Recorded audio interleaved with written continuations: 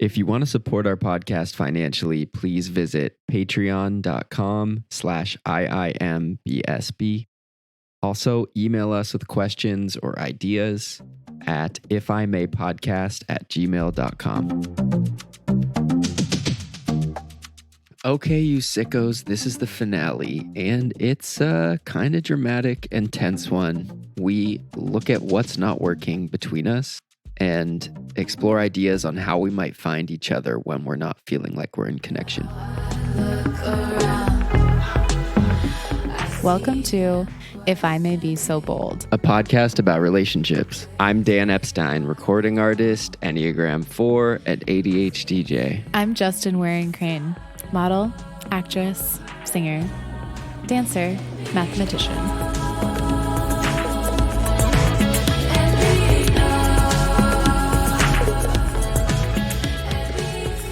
Because your tone is clearly like, I can make it work. I can make it work. But then I ask you, but I'm asking if you want to adjust it, and you're like, no, it's actually good. No, because here's what I'm saying. It's nothing you do, whether it's louder or quieter, isn't going to make a difference. What's weird is like, I'm just not used to hearing my voice through the headphones. I'm going to take a headphone off.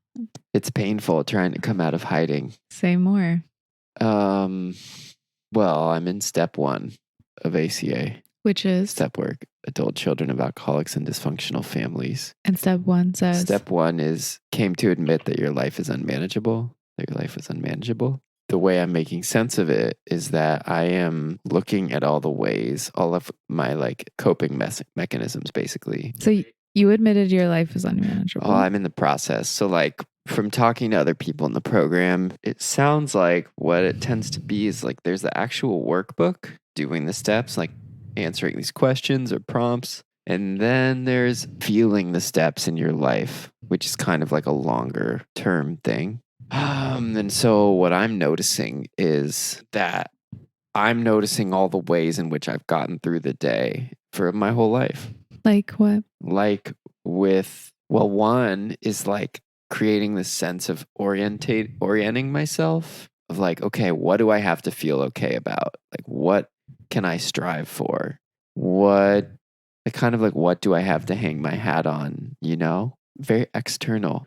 Like, what would be an example of that? Well, it's taken different forms. Like the most stable I've probably ever felt was when I was in grad school, because I was like, I'm on my way to be an opera singer and I'm taking all the courses and I'm auditioning, and like it was sort of laid out for me. Yeah. And I could relax into the sense of I was heading somewhere. Mm-hmm. Then when I started working, like hustling as an actor, that it's like you have to create it for yourself, but it was like a hustle, right? And so like I would feel buoyed by like getting an audition or like booking a part or something. And then when I chose to give that up, I became more depressed in some ways, especially when I didn't have like a collaboration where I was meeting with someone every week, where it's all up to me to like be with myself.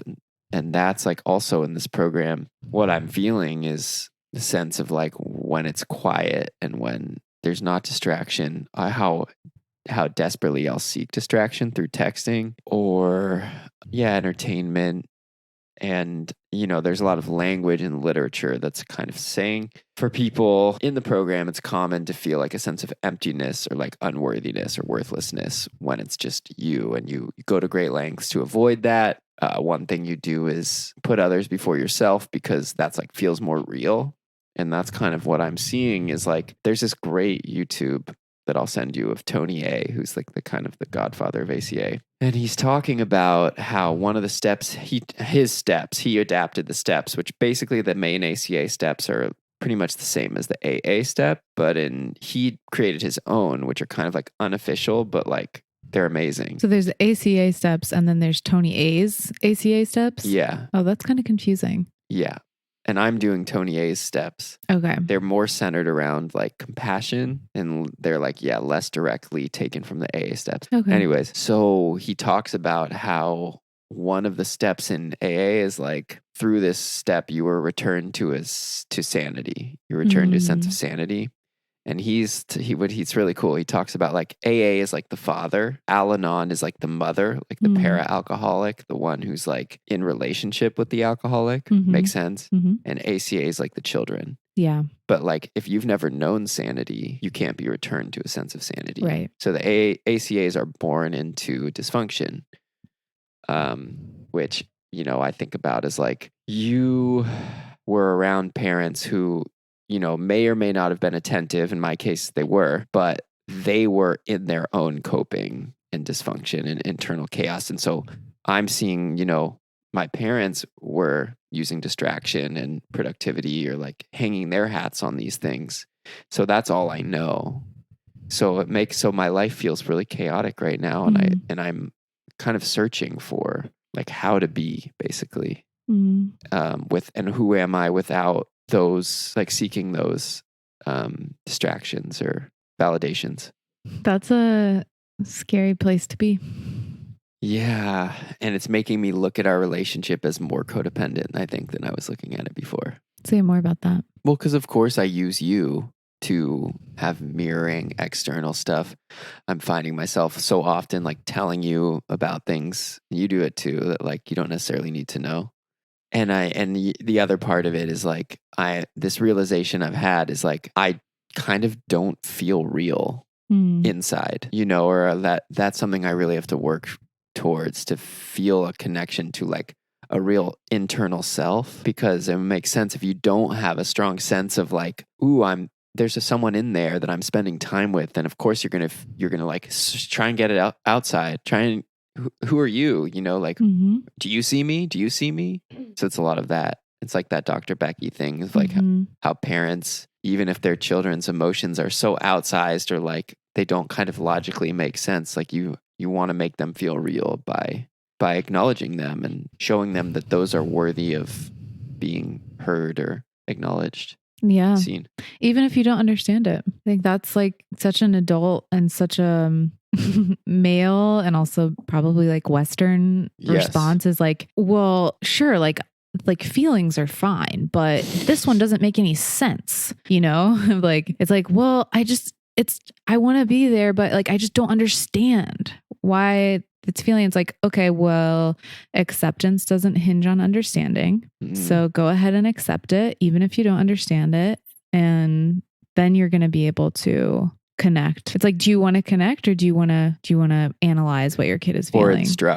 Or instruct about like how they should feel. Ugh, it made me like so sad thinking about what you said to me last night about like when you're affectionate with me and I've been like starving for that, then I'll like be like really like be like vocal about how it feels good because I'm like wanting you to like do more of that. So yeah, we'll back up for a second. Show what we're talking about a little more. I was talking about how we have an anxious avoidant dynamic where I'm less available for affection and connection than Justin. She's shoulders more of the like responsibility of getting that to happen. And I was saying that there's times where I am affectionate and that I feel like, Justin, you respond where I feel like I'm being instructed, where you're like responding more than I expect. And I'm interpreting that as like more than like you're trying to tell me something. Yeah. My response gets disproportionate to what you're doing. God, it's really embarrassing to talk about this, but I'm proud of you. Because it's like, I want you to like get that positive like feedback that it's like, and it's like, maybe if he doesn't get positive feedback, he's not going to do it anymore. So it's like, which is actually kind of the opposite of what I experienced. Yeah. Yeah. So just one of many examples of in my life, how by trying to get someone to do something that I want, I create the opposite effect. What's another? Well, I mean, chasing unavailable people and being like, if I just like show them like how amazing I am and like force them to see it, then they're going to see it. Shove their face in it. Yeah. It's, I can have compassion for that. It's like, it's coming from a place of like wanting love and wanting to connect. But it's still like painful to look at, I guess. It's ultimately coming also from a sense of fear that without control, you won't have it. Yeah.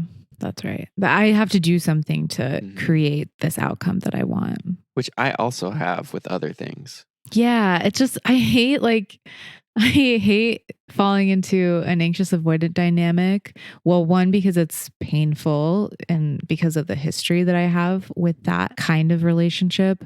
And two, it feels so annoying to know that, oh, if I just played the game a little bit and was like, okay, like I'm not interested in you, or if I like, yeah, was more standoffish towards you, then you would be like, wait, what's going on? And then you would come towards me and I'm like, I don't want that to be think- how it works. I feel like you're drawing a false thread or parallel or something. In what way? Because, well, the way I'm understanding is like, it kind of can't be both. Like, is it you're instructing me or is it you're not playing the game?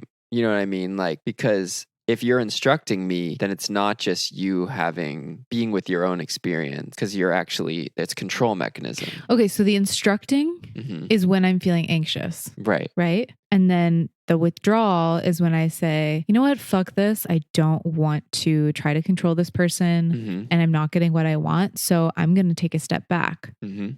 So both of those things are kind of unhealthy, but it's just annoying that one of those unhealthy things, the withdrawal, ends up getting me the outcome that I want. And it's like, oh, it was so easy. All I had to do was ignore him for 2 seconds. And then he was like coming back, now engaging with me and wanting affection and these things. Does that make sense? I think so, but I feel like there's like ultimately where we want to go, it seems, is like just where we're not acting out of fear, right? Yeah, of course. That's where we want to go. I guess I just get stuck in thinking like I do want affection. So why shouldn't I have that? Right. And we both deserve that. So then if I'm not getting my needs met, Yeah. I have certain ways of trying to get those needs met. And But you could tell me yeah. the experience you're having, which would be another way. Yeah. And I do. Mhm. It's not, yeah. So, and that's, And I it's think, usually helpful, right? yes, it is. But I mean, that is something I also do when you like give me a massage or you're being affectionate in a way that I really like. I'm like, I really love this. Like I won't even be like telling you to do it, but I will. But it's like, so what's the problem if me instructing you is a way of saying this is something that I really want. If you if you're invested in this relationship, you're going to be obsessed with learning how to love me and vice versa. So it's like, I'm going to help you by telling you when you do something I really like, I love that. Please do that more. So what's the issue with that kind of instruction? Like what you're describing is not something that I feel like I have an issue with, but it is on the bigger picture. It's like the reality of where I am with my own healing right now is that I'm in fear a lot more than I would like to be myself. Yeah.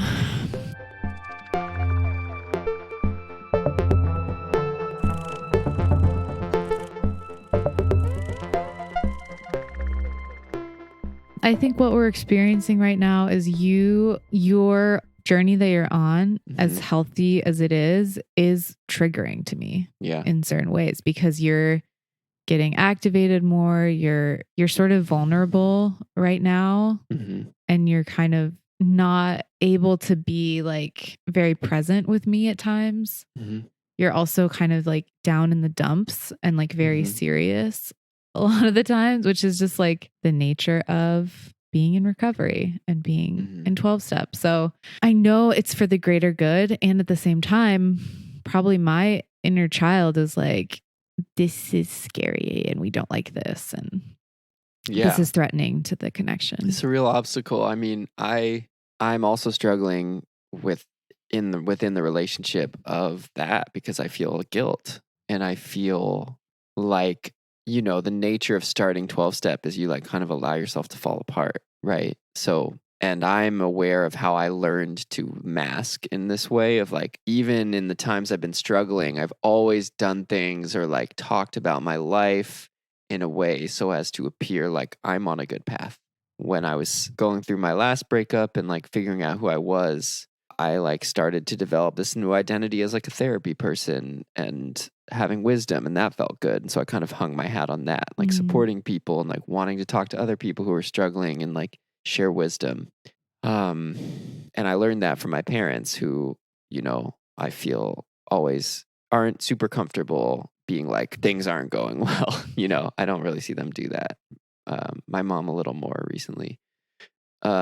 But that's really uncomfortable because that's what I learned. And part of like the program is you kind of come to accept and learn that you have become your parents, and like you hit a bottom and then you kind of surrender to a new path. So that's going to be scary to do that within a relationship. Yeah. And I do feel this pressure to like show you like I'm going to be okay, and like I'm still me, and yeah, to like, and for me to like own what's really going on with me is scary. And so I'm finding myself at times like it's really nice to be in relationship with you and like to be able to like co-regulate and like receive nurturing and like affection and to give too. But what I'm finding that isn't good is I'm still like using control in these ways when we're together and I don't feel connected. I'm like catastrophizing. So it's like I'm checking, and that's really familiar behavior. I'm checking like, are we okay? Like, are we going to be okay? Are we okay? And like, that's control. I'm like, I don't have control over that process really. Like the process is going to unfold. Yeah. I think that's how our codependence looks, is like, we're both sort of like, are we okay? Are we okay? Like to each other. Like, and then it's like, it's kind of like Hall of Mirrors. It's like, there's no real like individuals. Like, I'm going to be okay. And I'm doing my thing and I'm going about my day. It's like looking to each other to be like, am I okay? And if both people are doing that, there's like no like person there. I was talking to someone about how when we record the podcast, it's like feels really good because we're like talking about really what's happening and like naming all these things, but we're not doing that as much outside of the show. Yeah. Why is that? It's just because it's hard to talk about?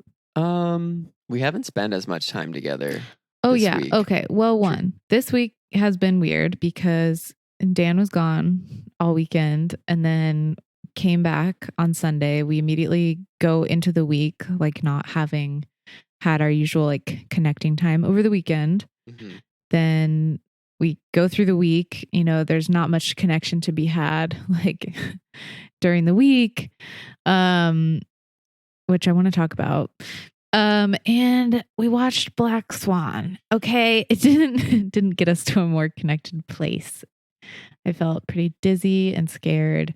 And yeah, I got kind of overstimulated. Anyway, something I want to talk to you about, and I also want to, if anyone has any ideas, is anyone out there has ideas about a weekly ritual? If there's anyone out there who is in a relationship that has a weekly ritual with their partner that they love, because we were doing date nights for a while and I don't think that really worked for us, like because we've kind of fallen off.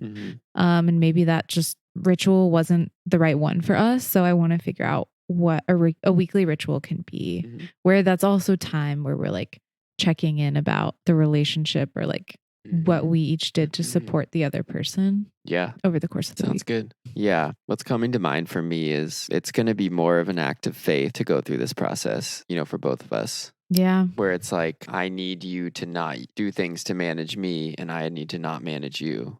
Yeah. And like, just be real about how are you actually okay with what's going on right now? That's rhetorical. Don't answer that. Are you taking care of yourself? Like, are you noticing that I'm being like using you in some way? Like helping that process of being courageous enough to like really say what's going on is going to help our relationship. Yeah. Yeah. Yeah. It's kind of like I don't really have the language to describe what's going on right now, but rare for you. That's rare, I guess. Well, I've noticed that, I don't know, there's something that happens where like externalizing my inner experiences just seems like so impossible. Like feeling I go about my day, I have all these amazing thoughts and like ideas and emotional experiences and physical experiences. And then now I'm realizing Glennon Doyle talked about this in one of her books about, she'd have this whole long ass day with like 3 little infants clinging to her. And then her husband would get home from work and be like, how's your day? And she's like in her mind thinking like, I was bored 1,000 times. I cried. Like I like laughed at something the kid did. Like I was thrown up on like many times, and it's like, how do you even begin to like walk someone through your internal experience? And you end up just kind of falling back, or I end up kind of falling back on like, yeah, I'm good. Like, yeah, things are fine. Things are up and down. Like, it's just, I don't know. I wish there was a way, and I'm getting kind of like lost in my own divergent thinking right now, but there was a time when I was doing a writing exercise, when I was doing the grind. You write something every day and like send it to a group of people for like accountability. And I realized during that month where I was doing that every day, it became so much easier for me to communicate verbally. So I don't know. I have some insecurity around how difficult it is for me to express things verbally. But yeah, I guess I'm just needing to be okay with, I don't really know what's happening right now. Like if someone were to ask me like, how are things with you and Dan? I would probably be like, they're fine. Like he's doing this program. I'm kind of trying to be there for him. It's sort of up and down. Like, like it's hard to articulate. You really want security in life. It's very natural to want that. And like to be able to be like, our relationship is so great because this, and this, and it will stand the test of time because of this, And so like there's an easy impulse to like, what's the word? Bypass like what it takes to have a good relationship, to like deepen, like this is a bigger one, where like, a lot of my work is around letting go of like needing external validation. And so like I'm resetting in these ways that like I would only make sense. Like whoever my partner would be, that would be like a scary thing and a challenging thing to like change patterns. Yeah. Do you feel like you can't ask for anything from me right now? Good question. Well, yeah, because like I'm thinking back to when I first started going to ACA and how you felt a sense of relief that I was like really going to address these things. And so we're in a different place now. In a deep way, I still do. Because if you were to stop, I would be like, oh no. But the reality of it is challenging, and you are needing to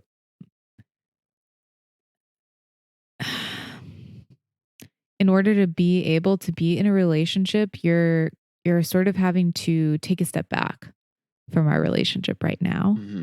And I know that's like for the greater good and for like the ability for us to have a actually like emotionally mature relationship in the future.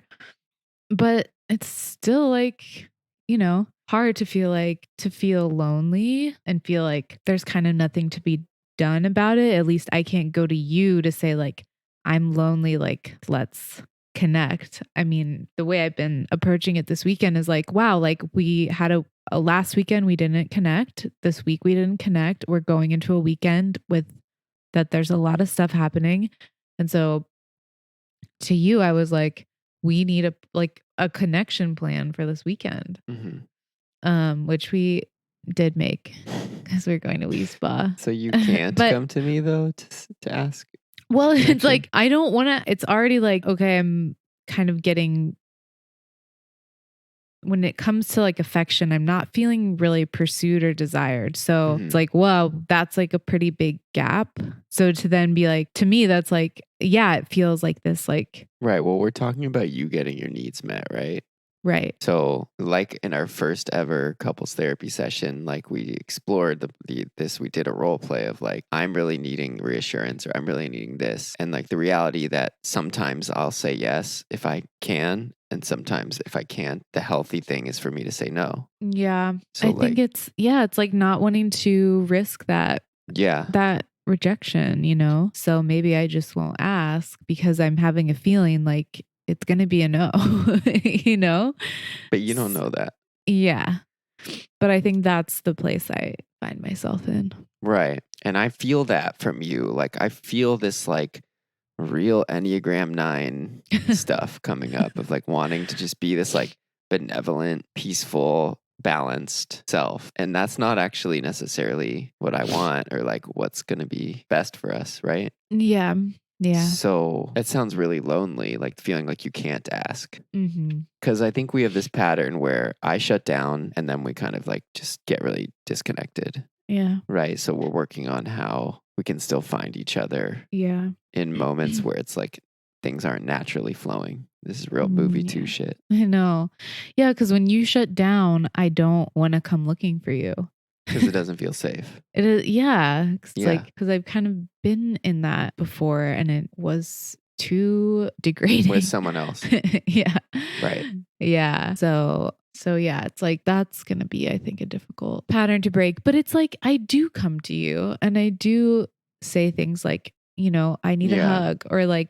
Yeah. I think what we could practice is just naming some of that stuff. Even if it's not like we're feeling connected, just naming like I'm thinking like I could name it's really painful to feel like I can't connect to you right now. Yeah. We haven't really tried that. That's a good idea. Something that to me means that sort of embodies this is that I've been sleeping in your bed pretty much every night. Like more than I ever have since we've been living together. We're coming up on a year of living together. And I think it's like, that's a way of like, well, we haven't connected but maybe, you know, it's like this last ditch thing at the end of the day. Like maybe we will connect somehow if like we're sleeping in the same bed. Yeah. I feel sad to have you say it that way. Yeah. Yeah. But I was wondering like why I haven't been wanting to sleep in my own bed. And it's like, I think sometimes it's because I genuinely want to be together, but other times it's because I'm like afraid of what happens if I don't if I don't decide to sleep in your room. It's like maybe like we're gonna get further apart. Thanks for telling me that. But well, you did sleep in your bed one night this week. Oh yeah. And what happened? What do you mean? How was it? It was just a hard night for me sleep-wise. Oh, that was the night. It was a hard night? Yeah. Yeah. So I was just like awake for a few hours at night, just like listening to like audiobooks. Was that the time where I came in the morning? That was a different night? No, that was a different night. So you slept in your bed twice? Yeah, I must have. But you came and joined me one night, which morning. Yeah. But it was early morning. Yeah. God, no argument here. So boring. Yeah. But we're gonna go to couples therapy. This is a hell of a finale. So fucking boring. No, I don't think it is. There's just been long pauses, but I'll edit them out. Yeah. No, it's okay. So cliffhanger, are we going to stay together or not? Tune in to season 4 to find out. Yeah. I don't know. But we're going to go see Amana, one of our couples therapists. We have 3. Yeah, and famously, we love Christian Amana because they really emphasize how in order to go on the journey of love, like you go through some really tough shit internally and externally. Yeah. Yeah. How do you feel after talking like this? There's some relief. Yeah, me too.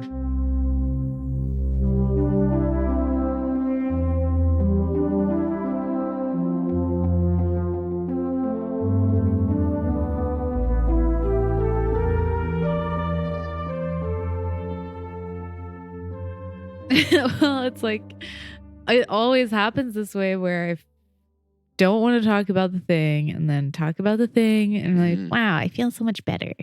It's like you resent that. It's like, well, why am I not learning? Yeah, same. No, I'm with you. Like, am I not growing or learning at all? Even though I know that's not true, right.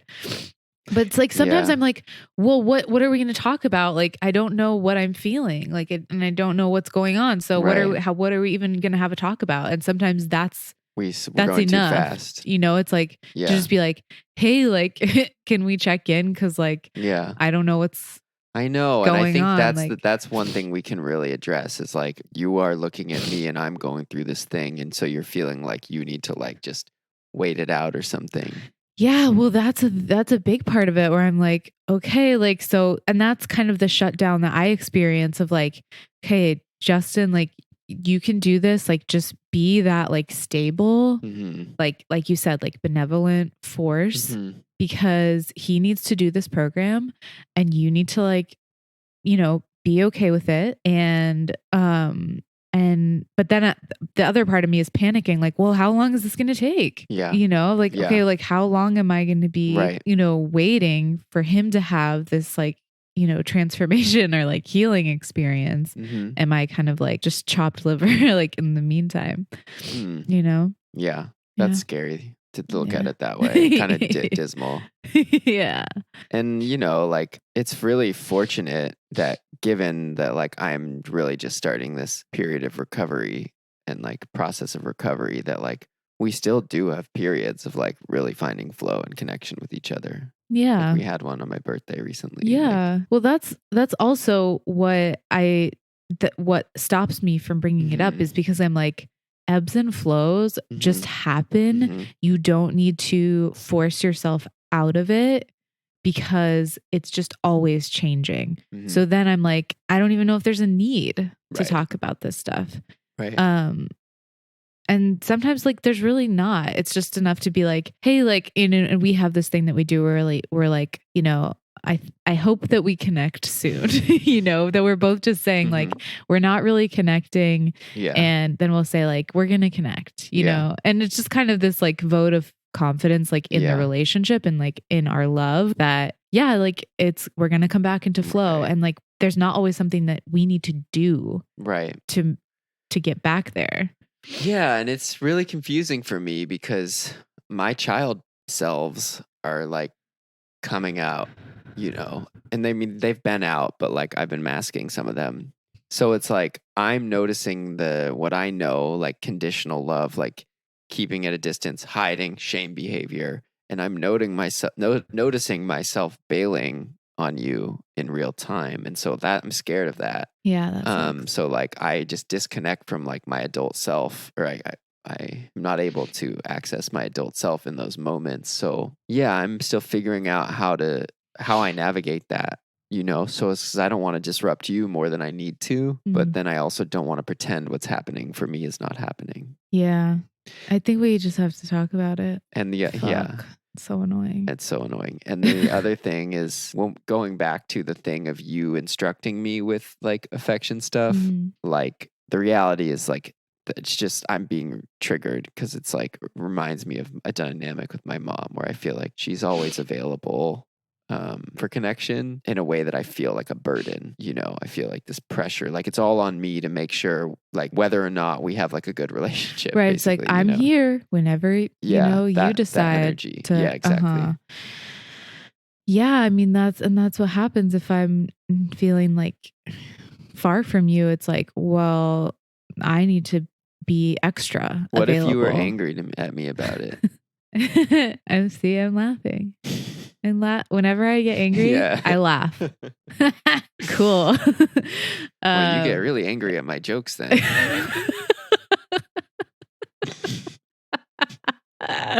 Yeah, you thought I was amused this whole time for 3 years. I guess I'm not funny. Well, that's a whole different episode. Yeah, well okay. I feel able to be angry with you when we are more connected because that's the safety. Makes sense. I need to be able to feel like I can be angry. Yeah. It's, I think, going to be some varsity level shit when I can be angry at you when things are not going that's well. What I'm talking about. I feel like that is like a really good image or like thing to like pinpoint. That's my growth edge. We can do that. It's just not, it's not like where we're starting for sure. Yeah. Oh my God. Why it's just so hard to access anger.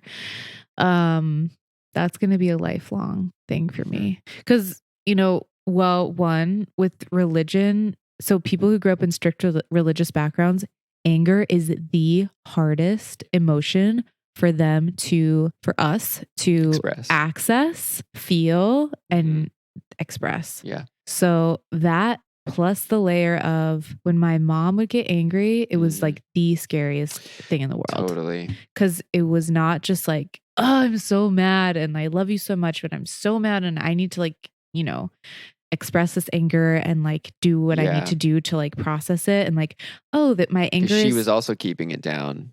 Yeah. And then it would explode in these very out of control, eruptions. Right. And that might be why I'm getting nauseous all the time, is maybe that's the anger that's being pushed down without me knowing it is manifesting as this nausea that I'm feeling.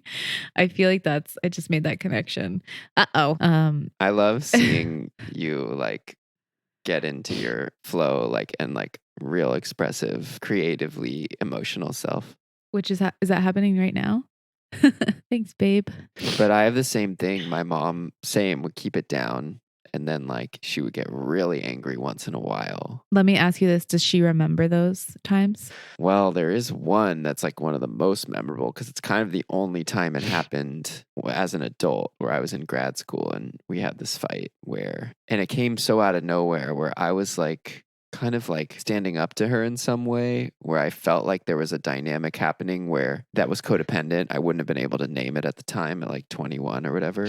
But I was kind of trying to point it out, and then she flipped out. And I wasn't to be fair, I wasn't doing it in a necessarily adult way, but I was just kind of I don't know, I'm not going to give you what you want on this one. And she doesn't remember. Yeah. And it's painful for me that she doesn't remember, because it's why doesn't she remember? That's very notable. Yeah. That happened. Well, I think that speaks to how out of control that anger was. And the same with the instance I'm thinking of with my mom.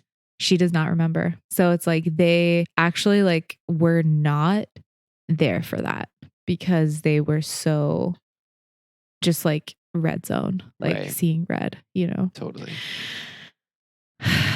Yeah, that is a trip. So we're going to take a long break from the season? I don't want to start putting out more episodes till I feel like we're ready, and also till people are literally begging me on hands and knees. When are you going to put another episode? Yeah. So I don't know how long this break is going to be. I feel proud of season 3. Yeah. And I feel like it's only going to get better. I'll say it. It's only going to get better. It was a great season. It was. I mean, it was. So many really good experiences. Yeah. I had so much more fun with this season, and that's all the work I'm doing to figure out my next career move. It's all about fun and how that's going to be what I build my empire on. So that's exciting. Stay tuned for that. Okay. I love you. Okay. I love you, and we love you, listeners. XOXO.